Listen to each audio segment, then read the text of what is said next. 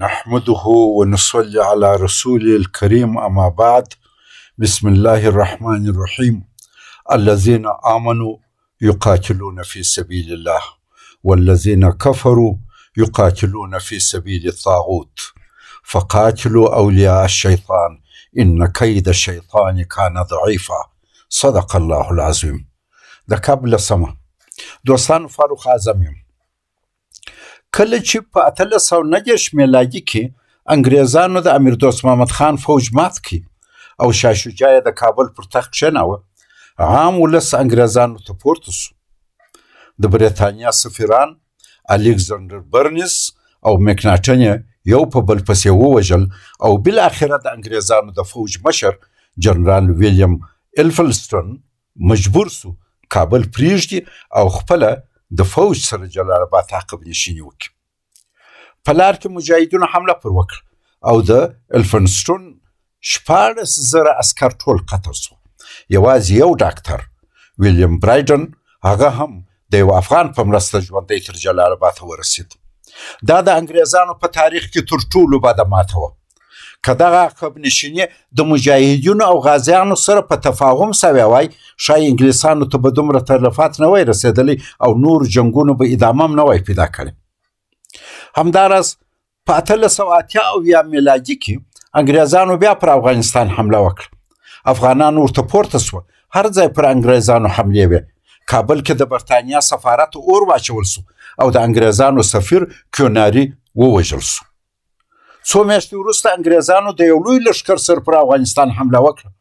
په جولای 1880 میلادي کې د میوند خونړی جنګ وموښتی چې بالاخره د انګریزانو په سخته ماته پای ته ورسېد.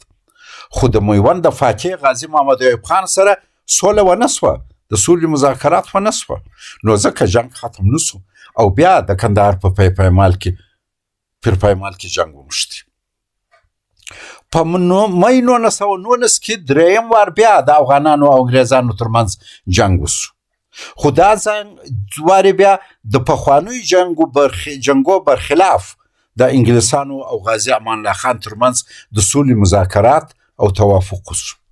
دا کار د افغانانو د استقلال د اعادې او په هیواد کې د امن سبب سو. روسانو په 1909 کې پر افغانستان حمله وکړه. افغانان ورته پورته سو او تر ډیرو درنو تلفاتو وروسته روسان ماتو له افغانستان ووتل.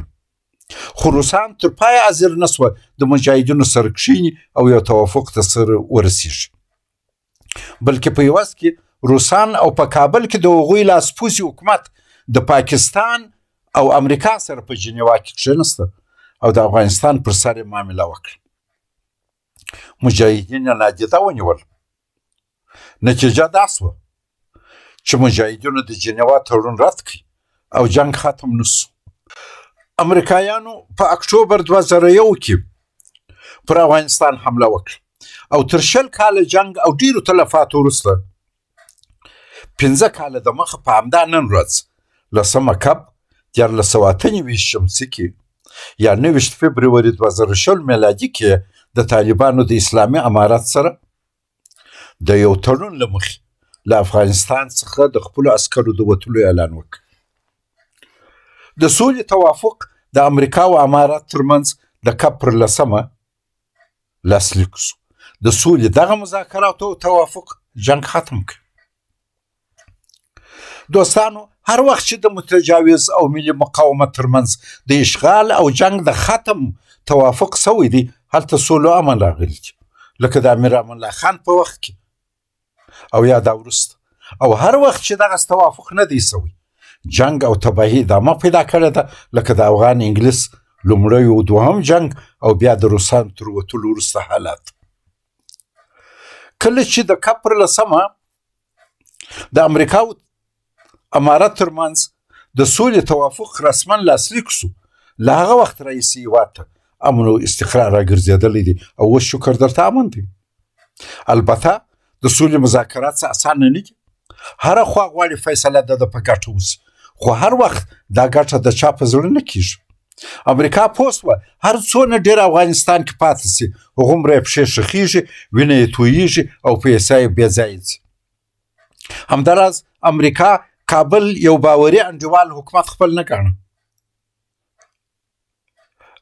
او داسې نه ګڼل چې دا حکومت به د دوی بار ورسپک بلکې فکر یې کاوه چې امریکا دوی ته لنګوا ده او هیڅ کله نه غواړي امریکا له افغانستان ووځي. امریکا د مجاهدینو سره د یو توافق په اساس له افغانستان پښې سپکې کړه او خپل ملګری حکومت یې په کابل کې سراسیمه پرېښود. خو اشرف غني په خپل یو ډراماتیک اقدام سره په هیواد کې جنگ ختم کړ. بل خواته دوستانو امارت د شیخ هیبت الله خونزاده صاحب تر رشید قیادت لاندې خپل پوخوالی وښوی. د جنگ په میدان کې د امارت مجاهدین ښه وځلېدل او د سولې په مذاکرات کې ښه پوخوالی وښوی.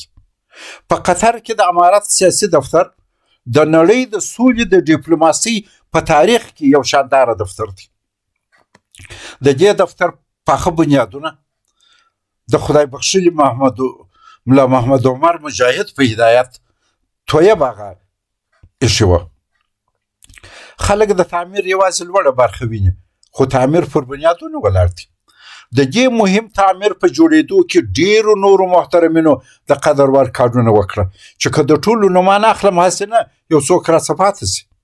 د سولې دغه مهم کار د ملموسې کامیابې نتیجې ته بیا ملا عبدالغني برادر خوند ورساوه.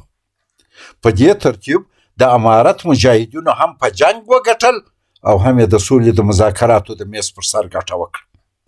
د امریکا او ناټو سره مذاکرات اسانه کار نه لکه جنگ چې ورسره اسانه نه و. دا ډول مذاکرات هم مهارت، متانت او پوخوالی غوښت.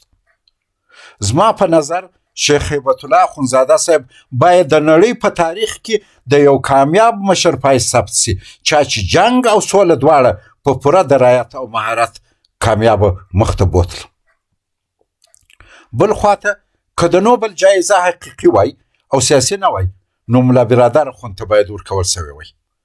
هغه او ملګرو یې وښول چې یو غریب ولس د خپل قوي ایمان او حب وطن په برکت څنګه کولی سي چې د یو لوی دشمن خلاف د تاوده سنګر بری د مذاکرات پر میز مؤثر منعکس کړي او څنګه هغه ډله چې تر اوسه دشمنانو تروریست بلل د پرمختللي دنیا د سمبول امریکا سره داسې مذاکرات وکړي چې تر ډیره حده بری د امارت په ګټه تسجیل سي. ولا تهنوا ولا تحزنوا انتم الاعلون ان كنتم مؤمنين. صدق الله العظیم. نن چې د قبل سمه ده د دغه تاریخي ویاړلې ورځې د بری مبارکي علی قدر امیر المؤمنین صاحب، ملا برادر اخوند او ټول مجاهد ملت ته وړاندې کوم. والسلام علیکم ورحمت الله وبرکاته. دوستانو سبا روژه ده، روژه مبارک. تقبل الله منکم.